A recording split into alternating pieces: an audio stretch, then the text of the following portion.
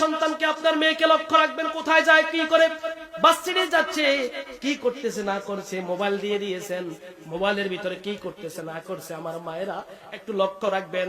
আপনি যদি আপনার সন্তানকে লক্ষ্য না রাখেন, আপনি যদি আপনার মেয়েকে এই পর্দাশীল হওয়ার জন্য যদি আপনি চেষ্টা না করে, মনে রাখবেন কিয়ামতের ময়দানে আল্লাহ পাক আপনাকে শাস্তির ব্যবস্থা করে রেখেছে। নাউজুবিল্লাহ।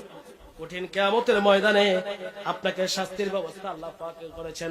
আমলনামা যখন আপনাকে দেওয়া হবে, আমলনামার ভিতরে দেখবেন, ও আমার মায়েরা, ও আমার বাবারা, আপনাকে আমলনামা দিবে।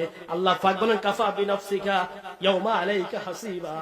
দেখো তোমার আমলনামা, তুমি নিজে দেখো।